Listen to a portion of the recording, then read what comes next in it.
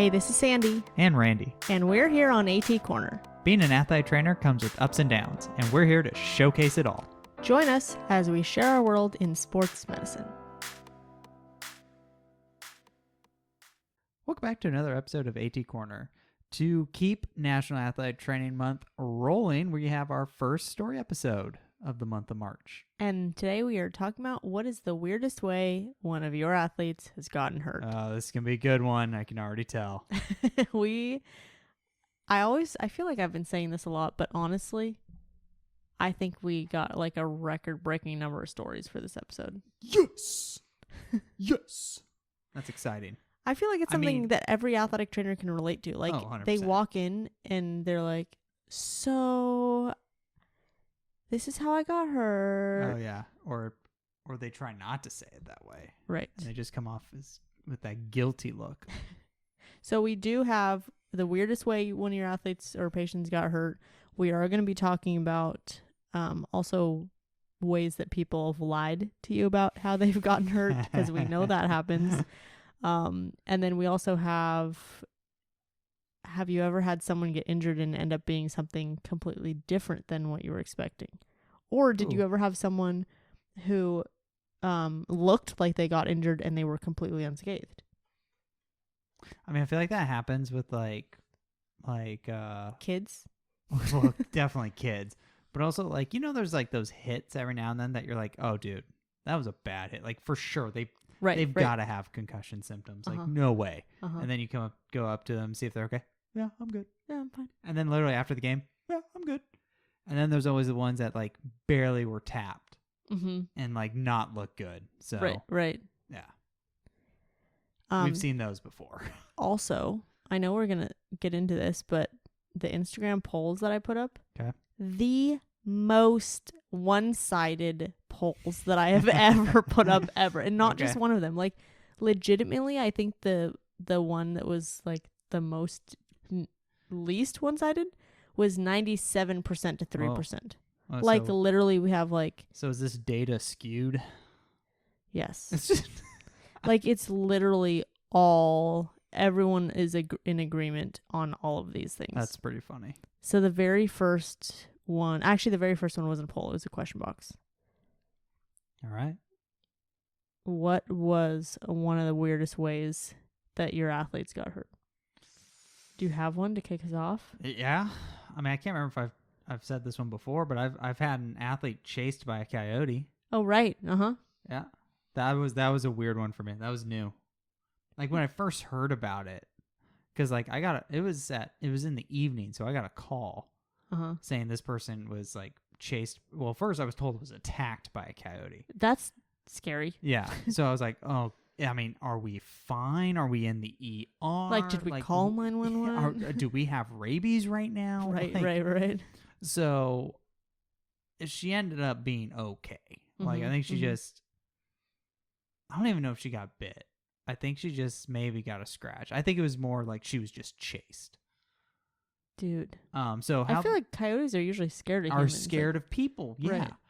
So apparently how this story goes, because I finally I got the full story from her. Now, naturally, as a track athlete, because this only happens to track athletes. We do have some track stories.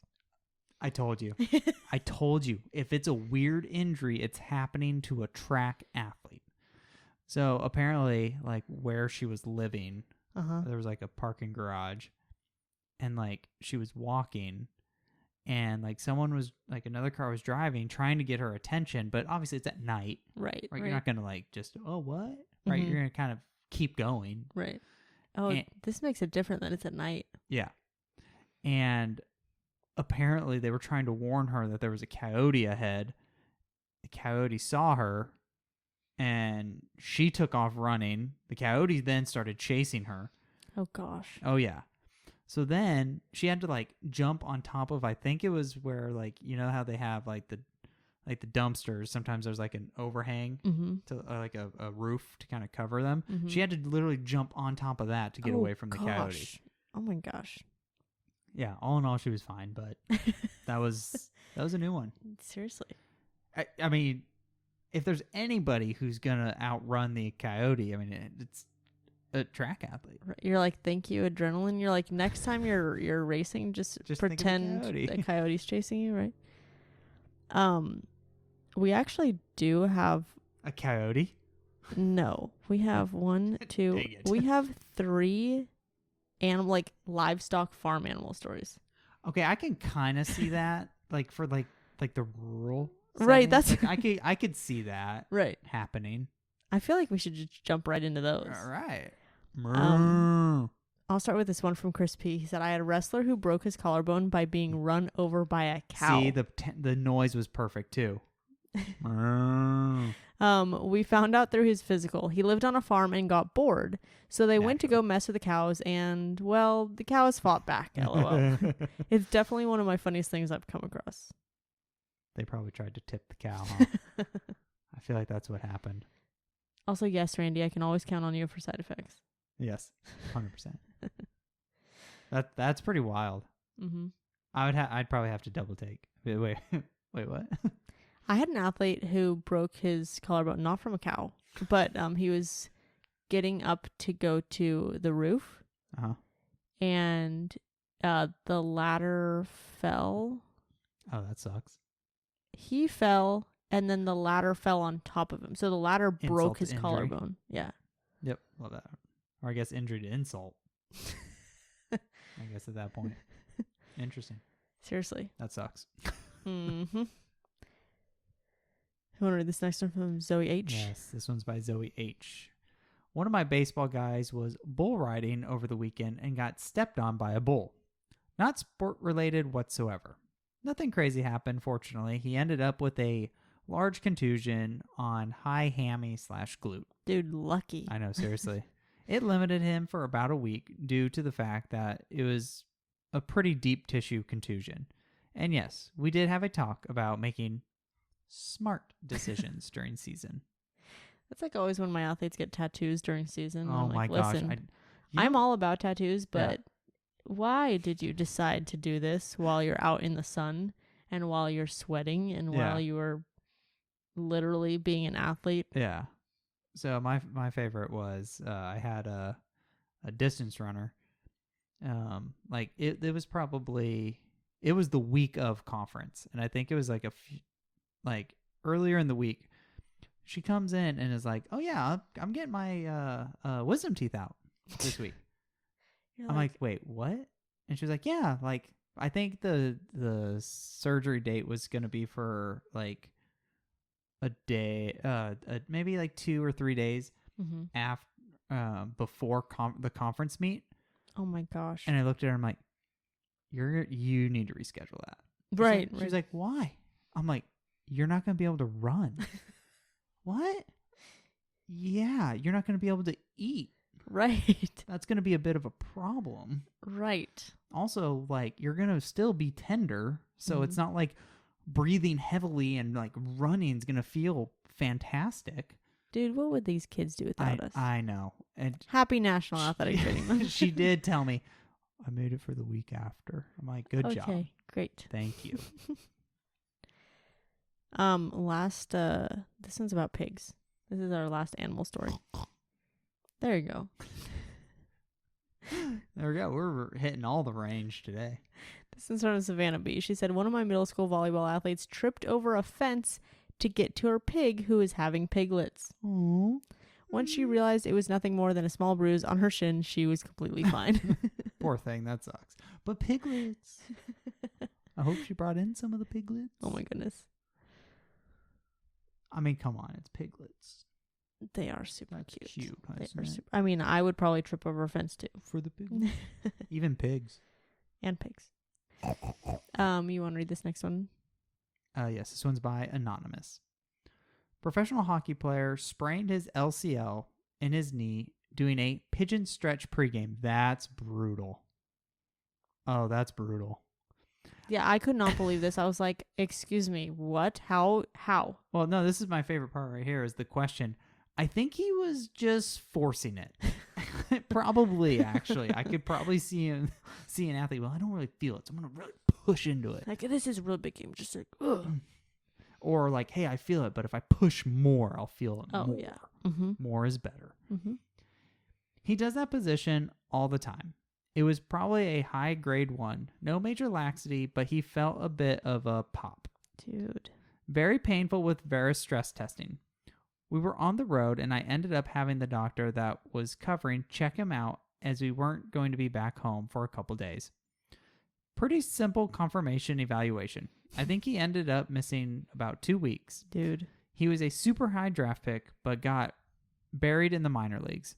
It was still a fun call to make to his affiliate organization. Yep. I bet. So how did he get hurt? Well.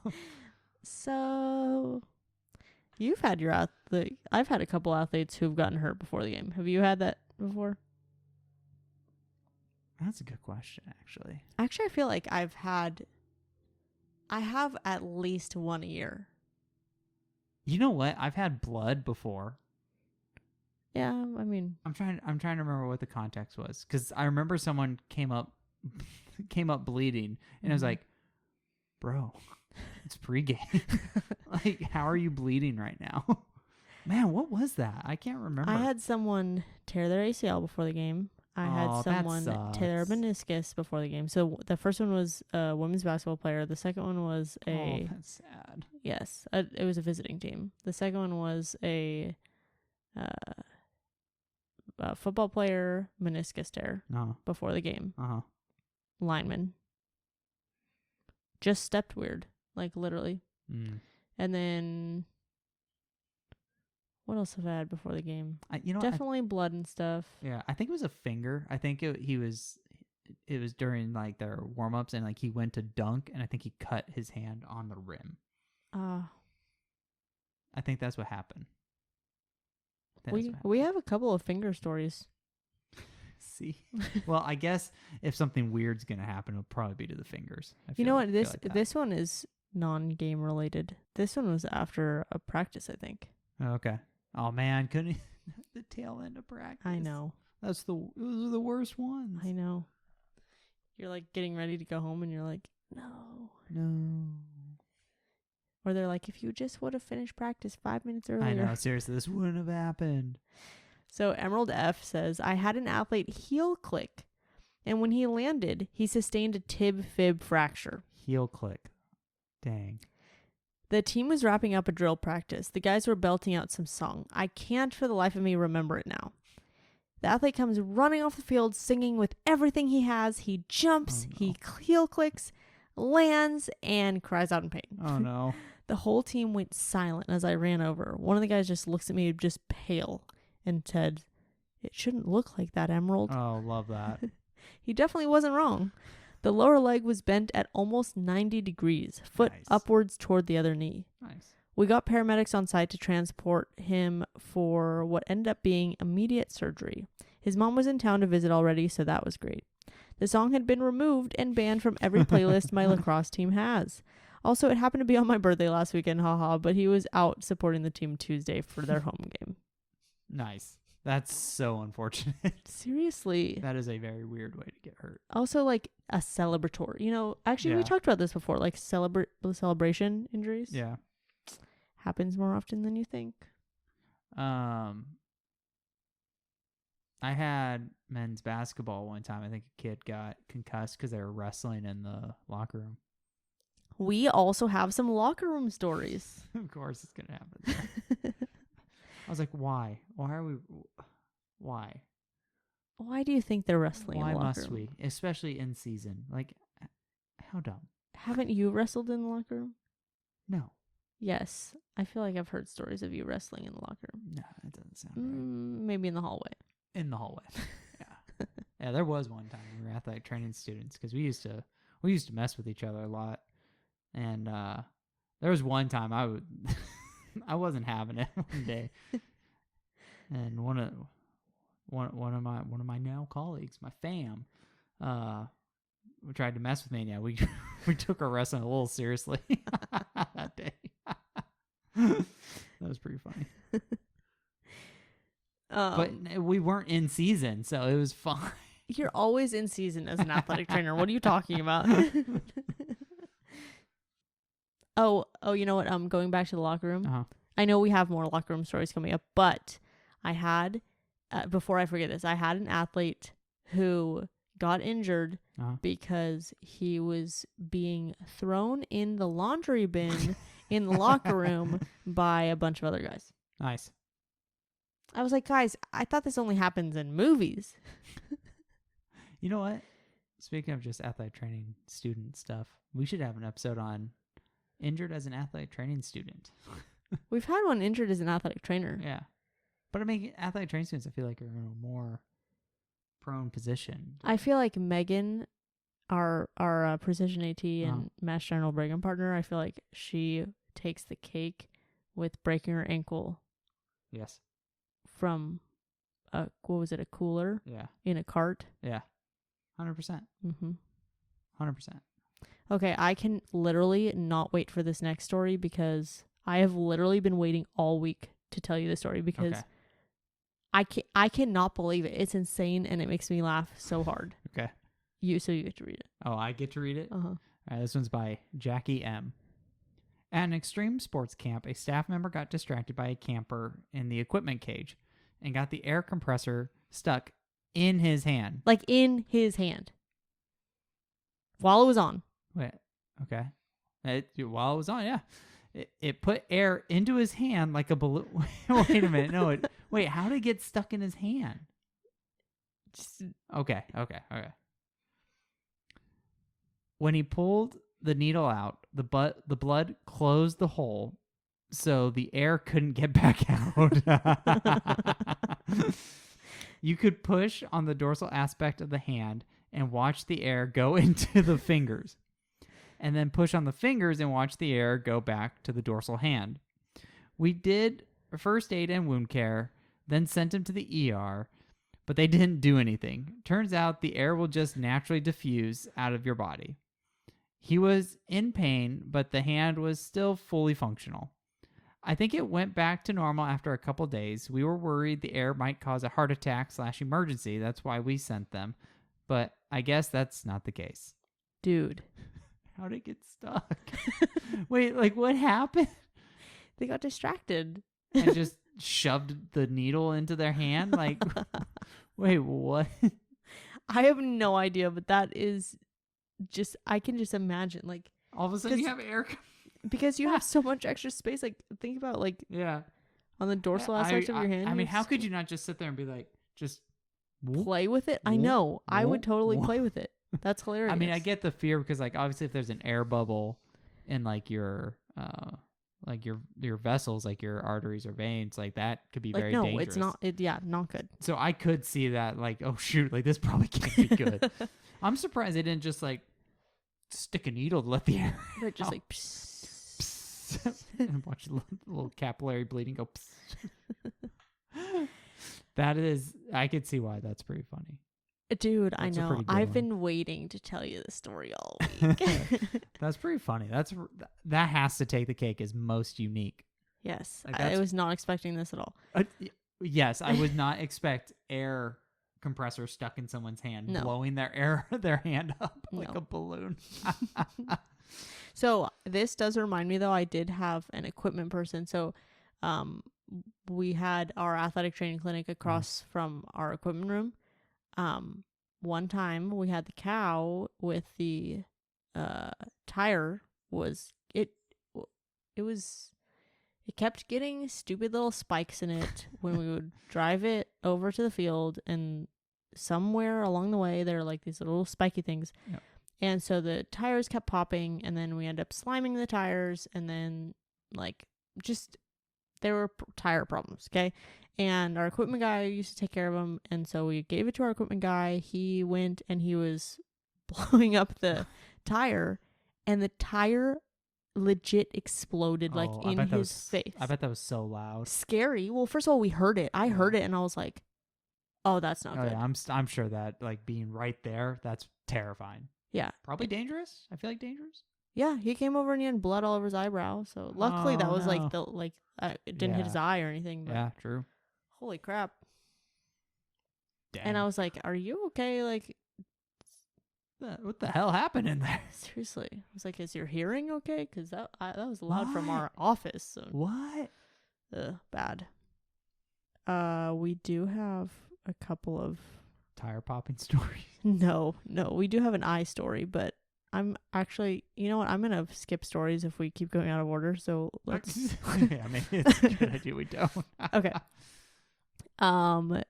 This next one is our cool one from Kevin. Dude, a cool one from Kevin. And here we go. We're throwing it back to a cool one with Kevin. You want to read it? No, I think you should read that one. Okay, so weirdest MOI. Injured with the spinning stone wheel used for sharpening hockey skates. Oh, I could only imagine. She wasn't paying attention, shocking, and ran her knuckles over the spinning stone instead of the skate blade. Love that. Lots of blood, even more screaming. I was in the ATR, which was right down the hall. I heard the screaming as they were coming down the hall, so I met them partway at that point. Mm-hmm. It didn't go all the way down to the bone, just took a few layers of skin off. It took a while for the bleeding to stop, but it wasn't too bad considering it could have been a lot worse. Definitely could have been a lot worse, because I'm sure those things get moving. Dude. See, this is what happens if you're not paying attention. I think you can get a spinning stone injury, you can get an air compressor injury, you can get... See, it goes back to just pay attention. Yeah. Just pay attention. Mm-hmm. That's really easy to do. Rule number 1, just pay attention. Could you imagine if just like they come in and you're like, dude, why aren't you paying attention? Yeah. There's that insult to injury again. Yeah, there it is. Like, bro, are you serious? I mean, you can't do that when you're initially managing. That once they calm down and everything's patched up, that's when you give them the, bro. Are you for real? You didn't. No, you didn't do that. I feel like there are honestly, when I think of weirdest MOIs, I think I have at least 3 stories to share from myself getting injured. I think you know what I'm talking about. I think so. I just got one. Yes, I do. Oh, I know so.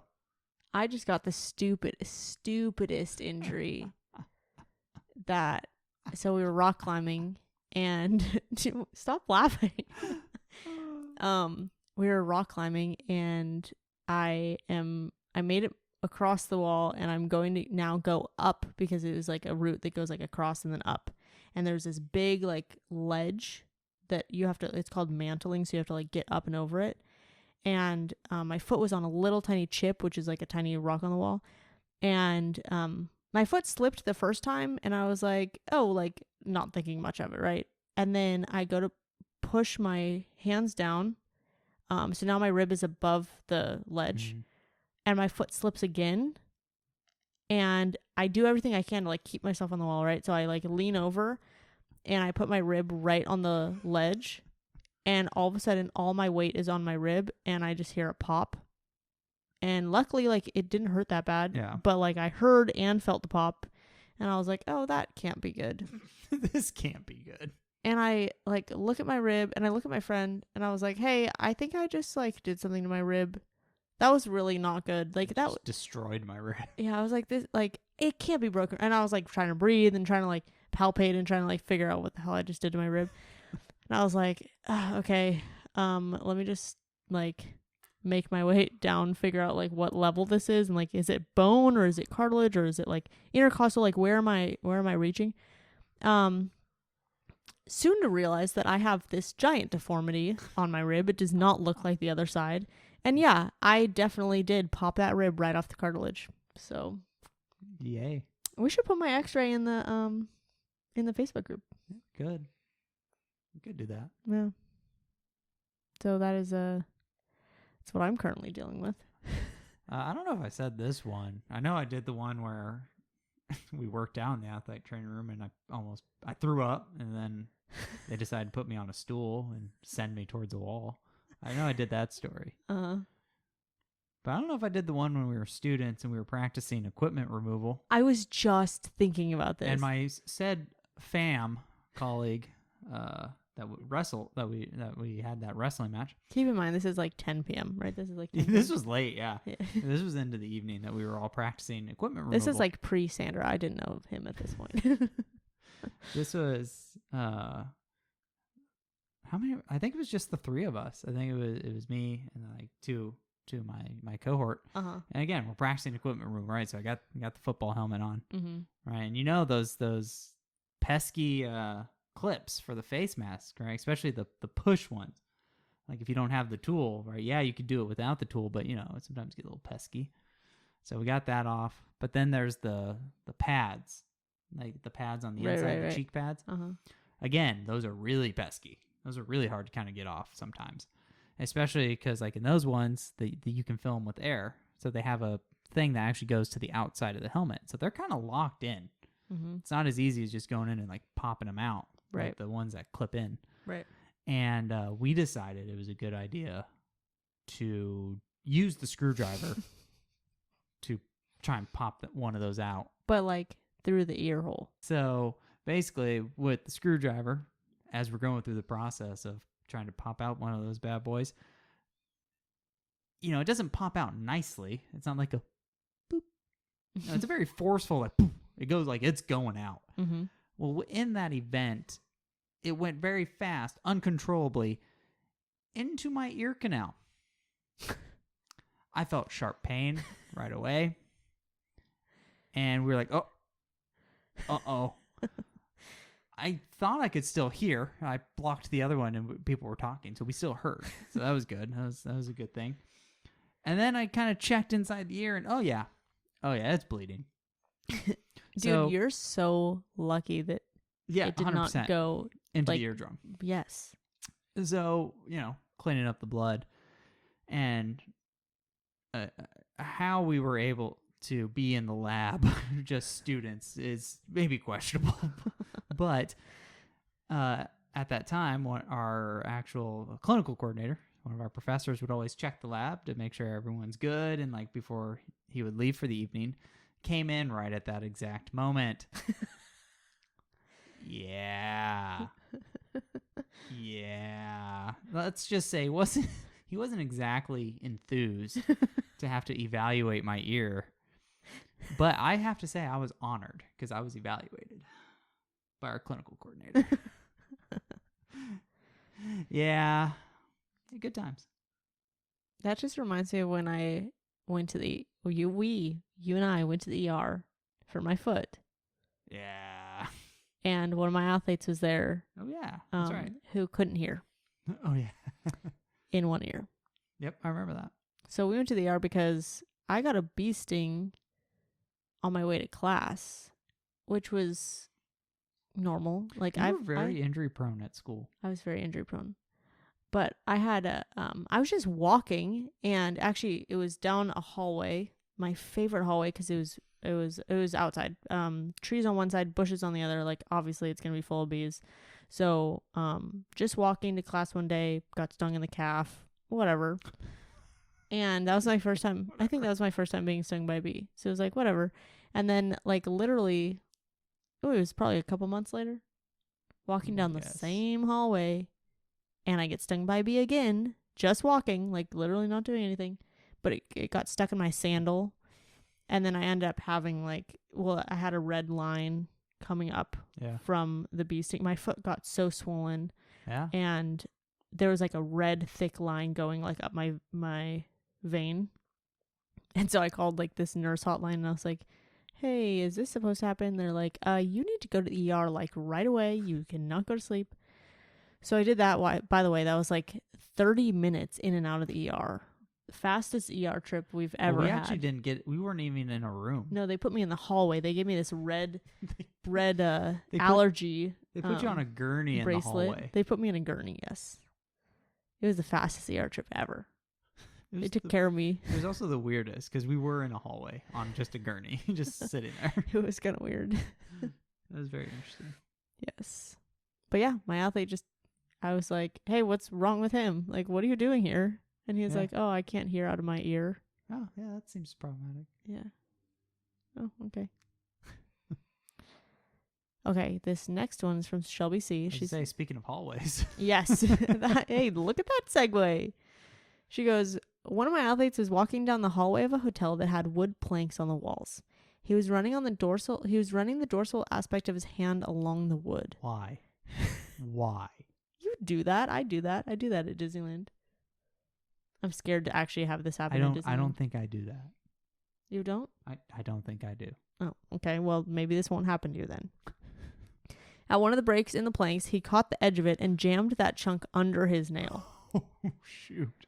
We were on the way to practice, and he showed me as we were getting on the bus. Yes, I was the one who had to fish out the pieces. I was cringing the whole time.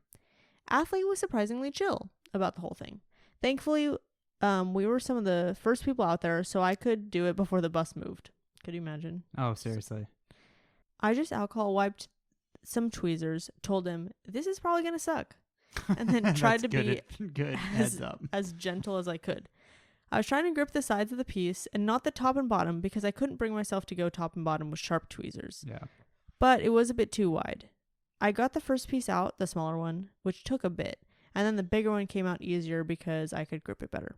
It bled a decent amount, but we were able to tape the nail bed up to the nail to help compress it. He said once the chunk was out was actually when it started to hurt. He never lost the nail, if you can believe it. I told him it was for sure going to fall off. He graduated already, but I saw him at an away trip, and he told me that his nail now grows funny. Oh, I'm sure. Yeah, that was definitely not what I was expected to see walking out to the bus, or pretty much, ever in my career. And here, I'm going to show Randy. These are what she had to take out of the nail. That's, yeah. Love that. Giant. Like, how did he get that in his nail? Those are big chunks. I know. Really big chunks. These kids. The things they do. So we actually have this picture, and she got permission that we can actually put it in our Facebook group. Nice. So if you guys are interested in seeing these giant chunks that she had to pry out of this nail bed, facebook.com/group/A2 Corner Podcast. There's one question to get in. It's where did you hear about our podcast? It will automatically let you in, and then you can see these cool pictures. Or you could add your own. Yeah, it's true, actually, yeah. Actually, so this also reminds me of another one of my own injury stories when we bought a house a little over a year ago, and in this house we have the garage had this, from one of the previous owners, had a really weird a Dahmer closet. Yeah, it was a soundproof, not it was weird. It took up half the garage. It was really weird. Soundproof, the door closed and you couldn't open it again. We were scared. We were scared to go in. So we sledgehammered it and took it down carefully. Except that somewhat carefully. somewhat carefully. So we were tearing it down. It was literally January 1st, of not this year, last year, I think. And I was like, man, this is we have to be really careful because what a way to start the year if we get injured, right? Yeah. So we finally pull down the walls down to the studs, and then we are the studs are being connected by nails, and so in order to get those apart, we're just sledgehammering, not to break the studs, but just to get them apart, get the nails apart, so then we could take the studs out carefully. So and this place also had there was a garage fire and some other stuff, so we were masked up, and we had our goggles and everything. And I also had, so the goggles that I had, I don't know why I had these goggles, but they literally were top and bottom, literally mm-hmm. the ones you wear in chemistry, not ones you wear for demolition. Yeah. So, and because I was wearing the mask and those, they were just fogging up, and I was I'm not really comfortable with swinging a sledgehammer and fogging up my goggles because I can't really see, right? So then instead what I decided to do was I was well, I'll just wear my regular glasses. Yeah. Because that's a shield in front of my eyes, Yeah. I mean, right? Works for me. I know that it doesn't shield from top and bottom, but it will be fine for what I'm doing, right? Or so I thought. So literally the very next hit, I take the sledgehammer and I hit the stud, and this little tiny piece of wood, I gotta find a picture. This little tiny piece of wood, sure we got one, shoots into my eye. And at the time I had no idea. I obviously it hurt. So then immediately I take off I take off my mask. I like go straight inside, and I was like, Randy, like grab the contact solution. Like we're gonna flush this eye. So then I'm like standing with like Randy's flushing out my eye, and there is like nothing coming out. We couldn't. And when I looked at it, I couldn't see it. We looked above my eye. We looked below my eye. Like you could not see anything.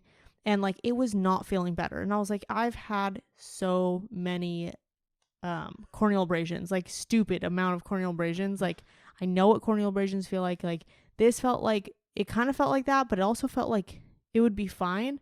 But then all of a sudden it'd be like super sharp and I couldn't move my eyelid or move my eye like at all. And so then I was like, this is so weird. Like, I don't know. So then we kind of got it to a point that I was like, you know what? It's probably just corneal abrasion. Like, it's fine. Like, I know they suck. So I'm just gonna, like, it'll be fine.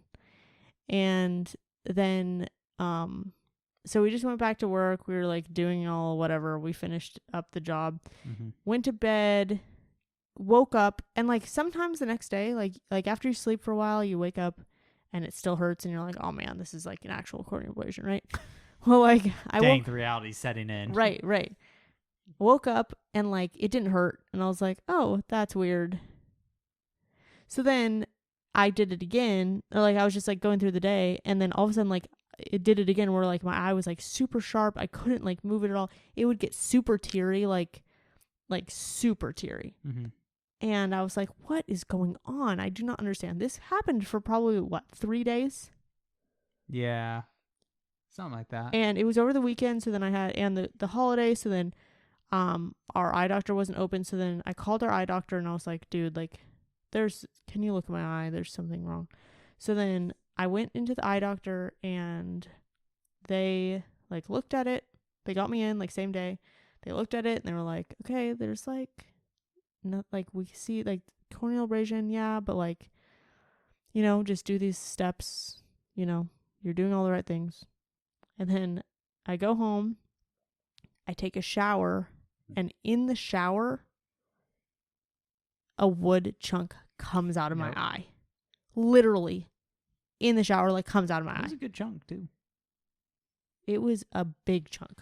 Like, probably a couple millimeters. Yeah.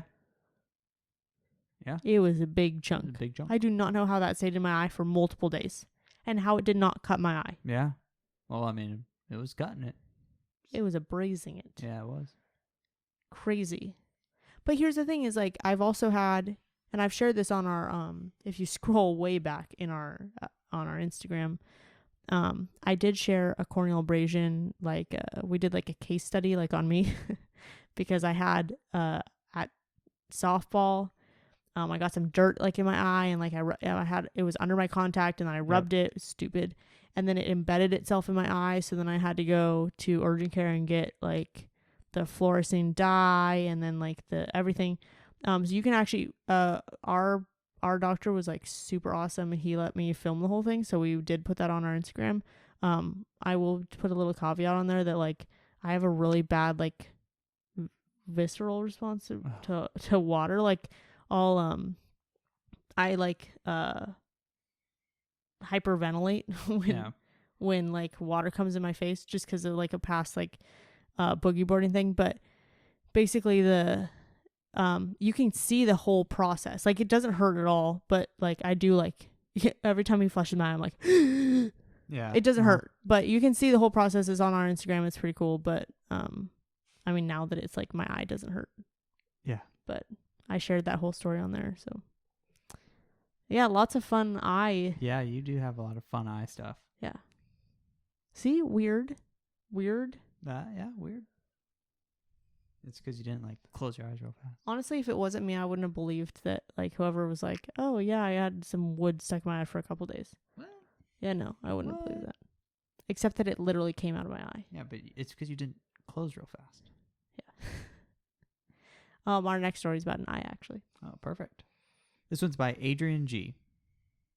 I had an athlete take a ricocheted volleyball pass to the eye. She lost peripheral vision, but it came back, though blurry. We were traveling, so we saw the home team sports med doc. Doc gave the green light for her to continue play, but recommended she follow up with optometry/ophthalmology if no improvement after the weekend. It didn't. She had a retinal contusion and had to wear goggles to protect from blunt force for the rest of the season.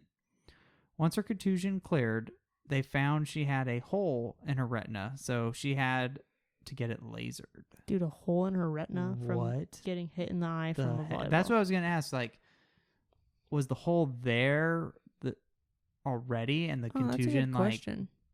Because they were looking into the contusion, they found it? Or that's interesting. That's a good question. And also a retinal contusion. That's interesting. Mm-hmm. Huh. Weird, right? That's a good differential to have. That's interesting. So she also submitted another story, and this one's a pole vaulting one. Okay. Oh, well, perfect. Not weird per se, but not common. Had a male pole vaulter go through practice jumps and didn't push the pole far enough away from himself. Oh, no. There's problems when this happens. He landed on it with his crotch. Thumbs up for that one. Isn't that the most perfect spot to land? Essentially, he made a T with himself and the pole. Yep. Luckily, he had compression shorts on, which helped. One of the other athletes ran into my colleague and was like, "So-and-so is bleeding from his D." Oh, even better. That's great. We applied pressure, but didn't remove anything, and called EMS. He ended up with a ruptured scrotum and a trauma referral. Dude, that sucks. I'm very sure that didn't feel good at all. No. I'm sure that hurt the entire time. How did he not pass out? I would have. 100% would have passed out. So they said that now they use it for AT students. Like, 100%. That's like great. That whole story and like all the everything. It's a great story. Yeah. That's a great case study for AT students to do. Right. I mean, it could happen. It already did. Yeah, exactly. Exactly. All right. We have another. First of all, if I had athletes running to me telling me someone's bleeding from there, there's a lot of big concerns. Right. A lot of big concerns that come from that one. Right. And it's not like, you know how like you can have the athlete hold pressure? Like they don't have any strength right now to hold pressure. But I mean, I feel like if that got hit, all right, your hands are probably already going there, so like I feel like you're already kind of curled up. Oh yeah, but they're not going to be able to apply pressure. Nope, they're just hold that there. Just you place that there and just hold it there as best you can.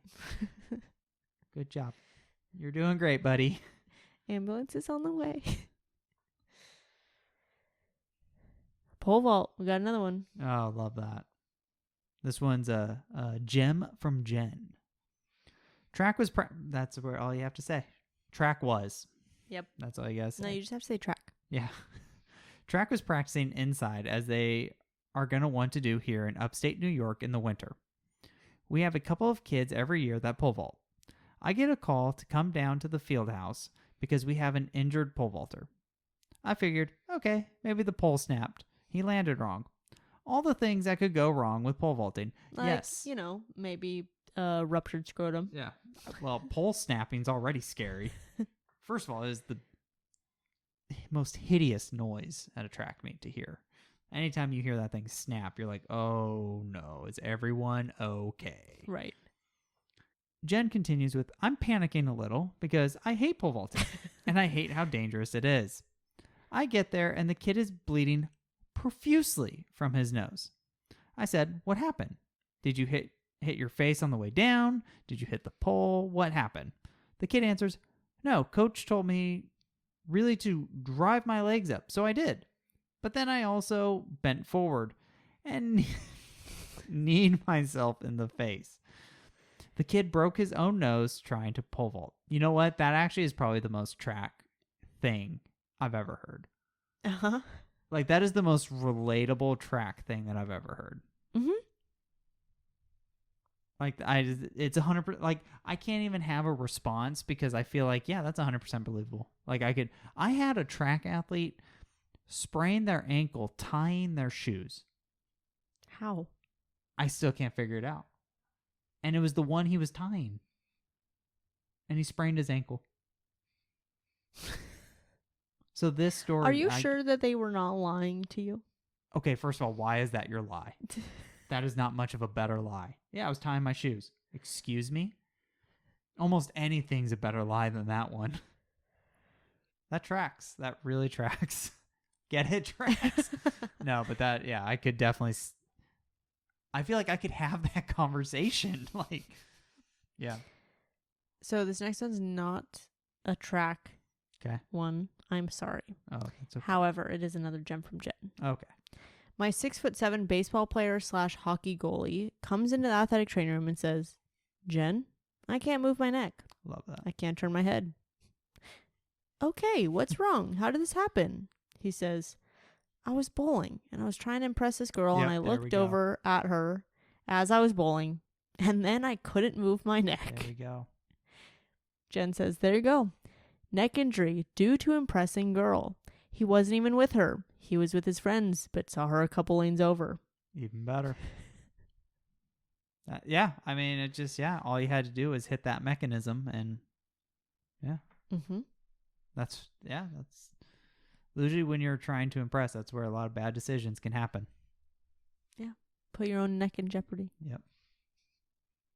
And I bet you she didn't even notice. Nope. Probably wasn't even looking at him.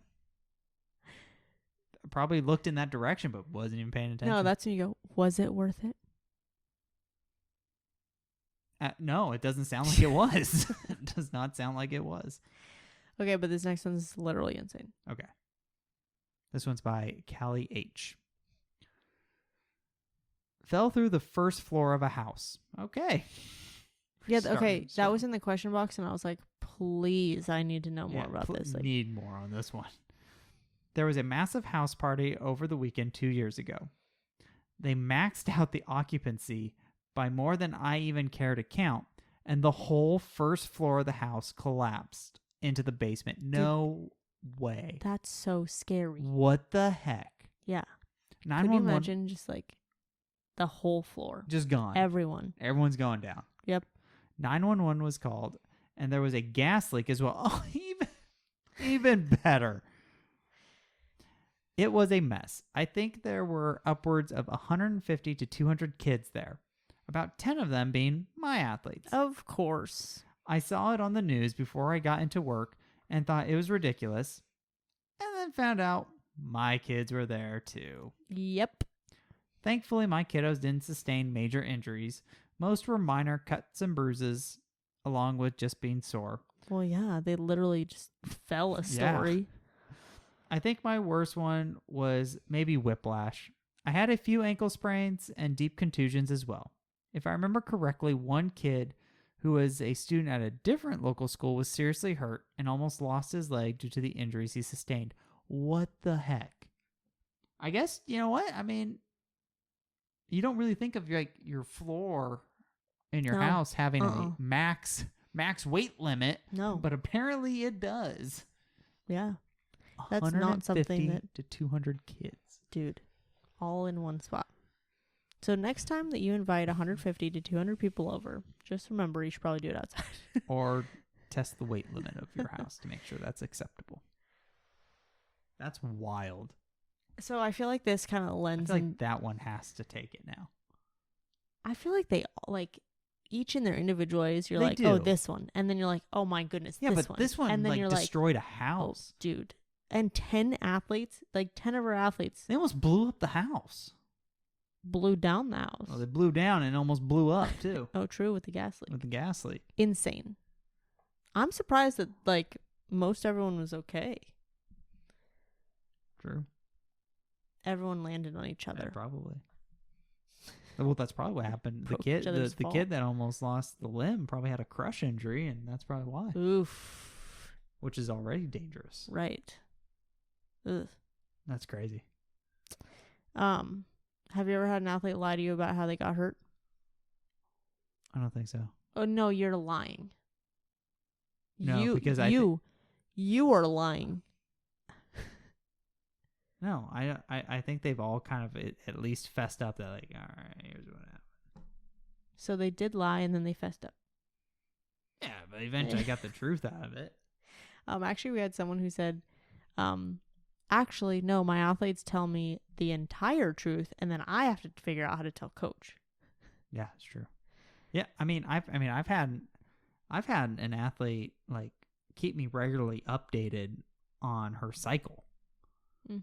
So like they're usually pretty comfortable telling me pretty much everything. You create a safe space. I did exactly. That's what I'm saying. Like they feel safe enough to not even lie about how they got hurt. Usually they give me the look. That look of just, so this was really stupid. Because they know I'm not going to judge. I just want to know. I just want to know the truth. Well, you're part of the 2% of people who said no, they have not had an athlete lie to them about how they got hurt. So Christina S said she had a men's volleyball player who needed stitches from hitting his head on a ceiling fan at a party. He was drunk at this party. It was a crowded room. The quickest way across was to walk on the dining room chairs. Makes sense. That was not the original way he described the injury, by the way. He said it was from hitting the net pole at a beach volleyball game. And I was like, what actually happened? Because your wound angle does not work for that. That's bad. Come on. Dude, just, I don't understand. Just own it. Yeah. Just own it. We're not going to judge.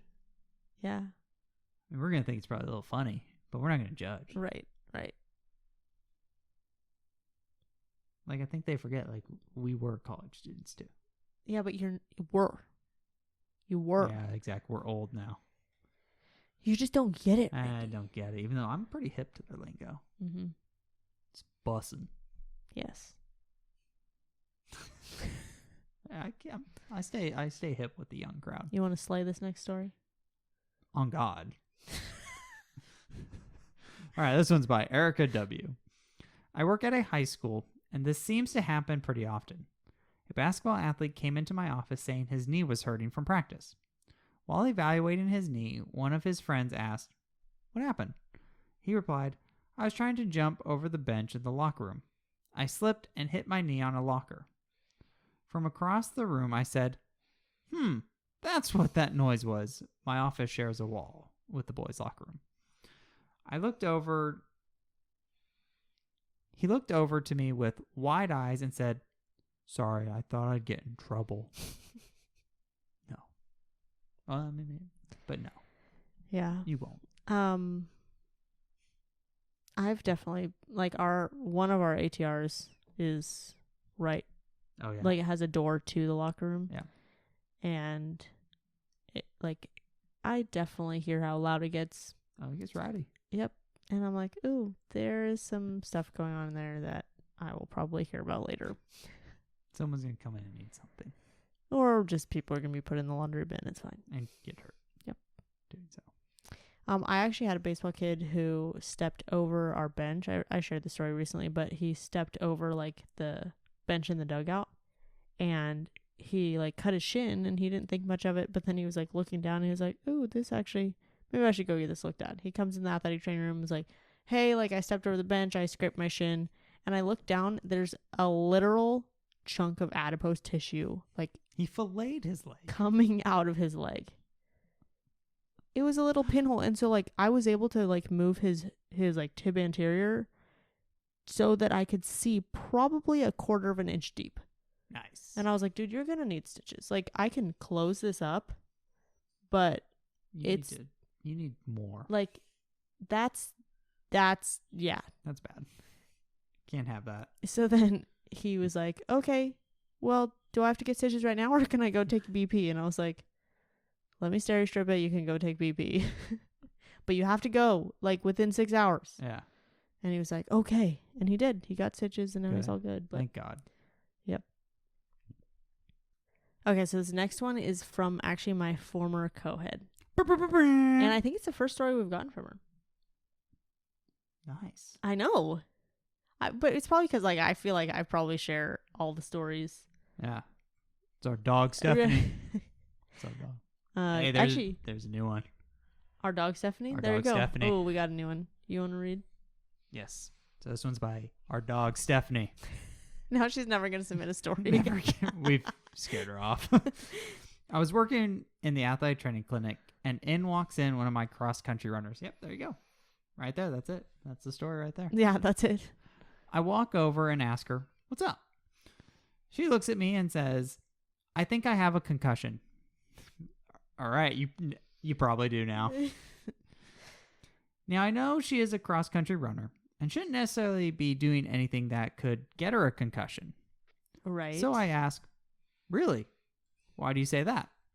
To which she replies, "Well, I hit my head and now I have a headache." I can tell she doesn't necessarily want to mention how she got her concussion, so of course I follow up with, "How'd you hit your head?" She then, of course, says, "I'll tell you, but you can't laugh." As soon as you hear that. Yes. Now, I know I'm in for a good story. Here's her explanation. I was walking over here from the dorms for practice, and I was texting on my phone.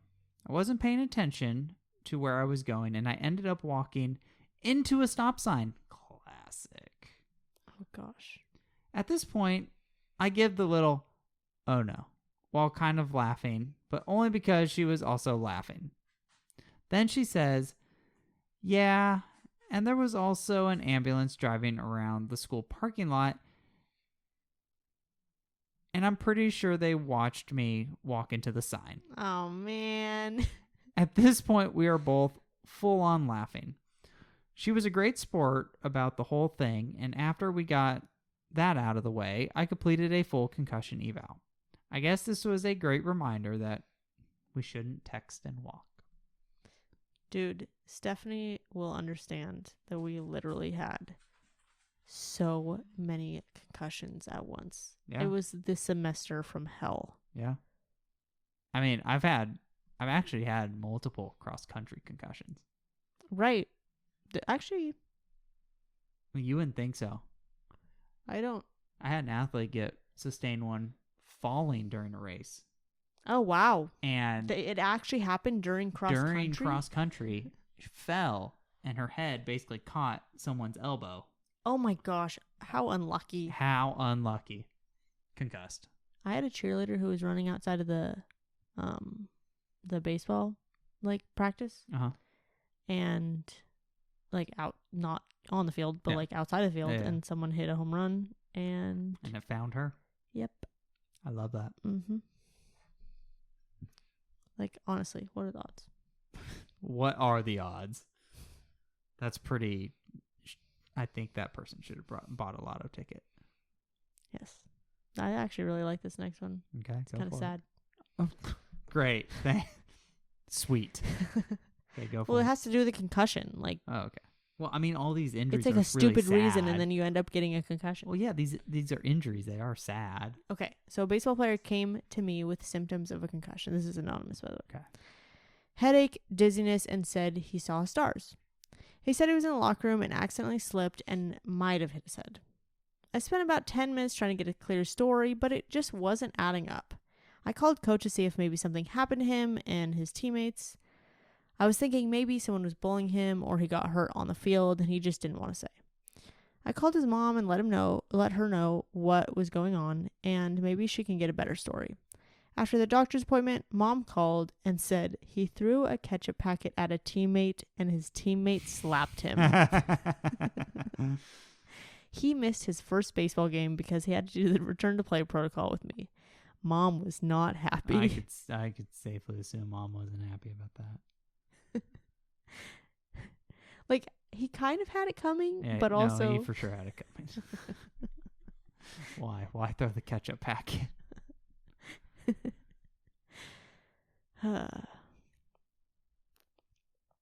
We're at the very tail end. All right, here we go. We have 3 more. Lock in. Okay, so this in. next one is kind of goes along the lines of have you ever had someone get injured and it end up being something completely different than what you were expecting?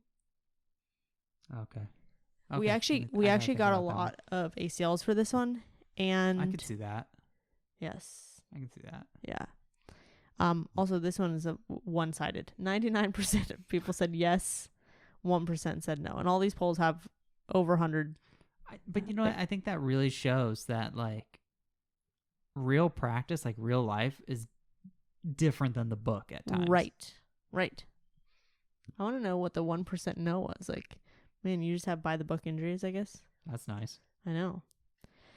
So anyway, this is anonymous. They said, I had a men's soccer player who was on defense and just put his foot out in the air to block a pass. A ball hit his foot while it was in the air. I figured it was maybe like an MCL, but he presented with lateral joint pain while being highly guarded about extending and flexing his knee. Turns out he had a bucket handle meniscus tear due to the force of the ball causing excessive external tibial rotation. Yeah, you don't hear that one very often. Never heard of an open chain bucket handle meniscus tear MOI. Honestly, I don't think I've really even seen a meniscus tear open chain. Like I feel like it's always planted and there's a pivot. Like that's a big, strong mechanism for that. So like, wow, that's crazy. Right? Open chain. That sucks. Unexpected for sure. Yeah, I'm trying to think. I don't know. I mean, I'm sure there has been, but I don't think it's been like anything crazy that like the mechanism didn't just quite add up and ended up being something else. You're kind of like, oh, well, the mechanism really didn't say that. I mean, I know it has. Yeah. I just can't. Off the top of your head. There was nothing that was that memorable. I have one that's insanely memorable because, and I share this all the time. It's my freaking baseball player. Oh, yeah. Who took a pitch to his shoulder. It bounced off his shoulder, hit his thumb. Yeah. And he fractured his thumb. Yeah. That one's crazy. And he literally, like, axial load, negative, like, literally everything, like, point tender, negative. The only thing he complained about was that he felt like rattling when he was hitting. But, like, that's a common thing. So, like, we just added, like, we put a little pro hitter, which, by the way, I just figured out what a pro hitter was, like, recently before that. So, I didn't even have any pro hitters on me. So then I just made one. And I was able to stop his rattling. So, cool. Like, fine. Boom. Yeah. He had no swelling. So, it was just, like, such an odd thing. And he came to me Monday morning, was like, he showed me the x-ray, and I was like, no freaking way. Yeah. That was a very interesting one. No freaking way. Yeah. Yeah, I can't really think of one like that. Yeah. Yeah. You know, it happens. So this one, I did ask about if you ever go back and watch the video to watch like MOIs. If they have it, I'd like to see it. Yeah. Most people said they actually do. I was surprised by that because I kind of thought it was going to be more split.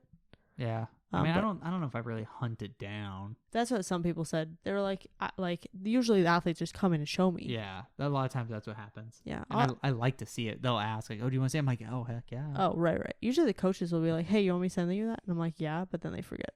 Yeah, classic. But like they ask. That's nice. Yeah, they thought about it. I usually end up getting it from the athletes unless I just get it from like our YouTube.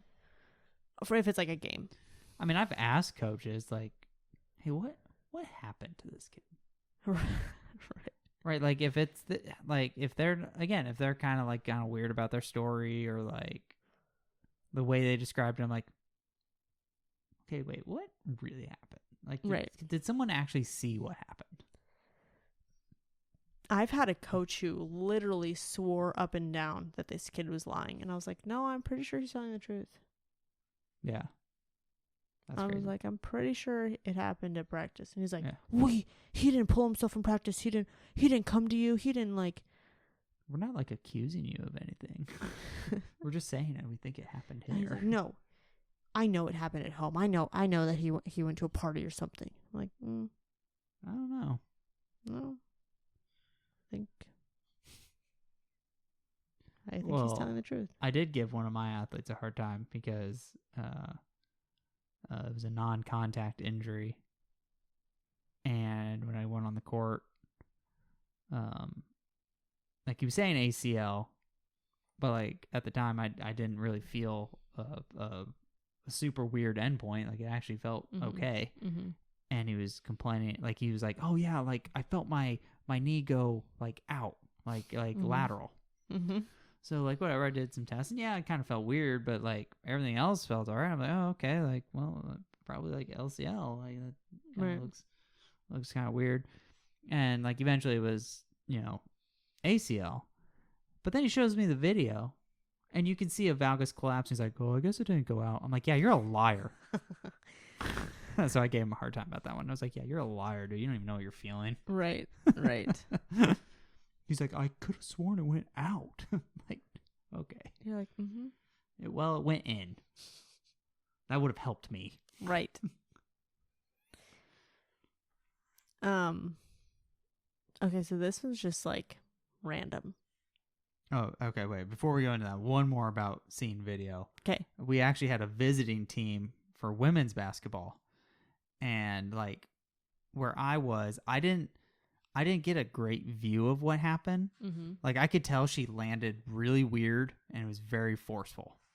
So I knew like it was bad. And again, anytime you hear the, you already know, oh gosh, it's going to be bad. So I already was prepped. Okay, this is significant. And obviously she's in a lot of pain. Mm-hmm. So people like literally, I'm starting to walk and people were trying to wave me over like, dude, I'm already moving. I'm already heading there. Right. And whatever, right? Take care of her, right? Again, she was one I was worried. Okay, like I'm a little worried about her ACL, and we were live streaming the games. So afterwards, our sports information guy actually came and was like, "Hey, do you want to see it?" I'm like, "Actually, yes." Like I didn't get a good look, and oh yeah, like basically her knee pretty much made like a 45-degree angle into valgus. Like it's not supposed to go that much. No. So I was like, oh yeah, there's some damage there. Oof. So you want to talk about someone who did not get hurt? Oh, okay. So this is good news. Literally another one of those one-sided 99%. Yes, I've seen someone who looked they got hurt but walked away unscathed. 1% no. Yeah.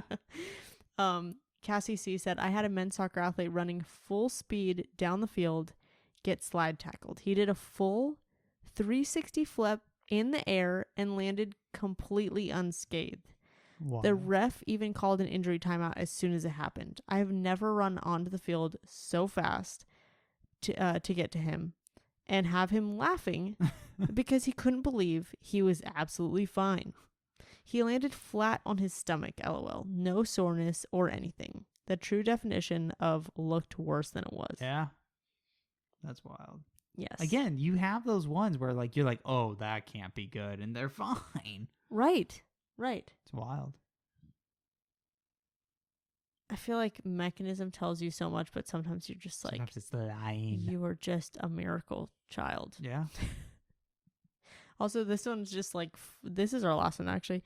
This one's just like funny weird. Oh, okay. Anonymous says, I had a wrestler claim he got bit by his teammate, so we had to go back and verify by film before disqualifying him. They called me in as third party to verify. This is serious. We have a third party involved. Right. I do not know why I was supposed to be the third party on that one, but it was an obvious bite. You could see the teeth indentations, and it lined up perfectly, top and bottom teeth. It was a wild, wild day. It did not thankfully break the skin. The poor kid who had been bitten had already spent enough time with us. He had to get an eyebrow laceration stitched the previous night and covered for the day of wrestling. So I am thankful that this did not result in any further injury. Poor kid. Right? That sucks. Right. So there you go. There are odd mechanisms of injury. Yeah, they are. Yeah. Figure that would be a good one for National Athletic Training Month. And it's a little bit of a longer episode, so. It was. Of pure comedy. For real. And animal sounds. You know we're good for that. We did the At farm least animals. half of us are good for that. You make sounds. Yeah, totally. You don't want to do an animal sound? I'll leave you guys guessing. Okay. So if you've made it this far and you're still new, we do every other episode as education or stories. This one was a story episode. Next story episode will be in 2 weeks. So we are probably thinking of doing transition practice. I was thinking that's a good one. That might be a good athletic I feel like training we haven't done it in a while. Yeah. We have some new students probably around, some newly certified. And it's March. I feel like this is the time, like people are about to graduate. This is a good, like. Yeah, and I just had one of my students tell me that she signed up for the BOC for the end of the month. Oh, exciting. Yeah, I was excited for her. She didn't seem that excited. I was like, all right, sweet. Congrats. She's like, yeah. I'm like, you'll be fine. So we do every other episode as education or stories. This one was a story episode, like we said. Next week we are going back to our education episodes, which will be. Do you have a topic yet? TBD. It's a mystery. You'll find out next week. Wow. So stay tuned for that. We will post that on our Instagram stories for you guys to submit stories. Again, that Facebook group is facebook.com/group/AT Corner Podcast, where you can find anything from this episode and some other cool, fun stuff. We are working with MedBridge, so if you guys are looking for CEUs. It's never too early to start. Yes. And you get it for a year. Use code AT Corner. It's really cool. We have a MedBridge that we like to go on, and it's super easy to learn new things. So super dope. Yeah, use it. Code AT Corner for $150 off. And there's so many more cool things in the show notes. Just scroll down so you don't have to listen to me for the next 3 minutes doing the little fine print. So, got anything else? Nope, that was perfect. Thank you for helping us showcase athletic training behind the tape. Bye.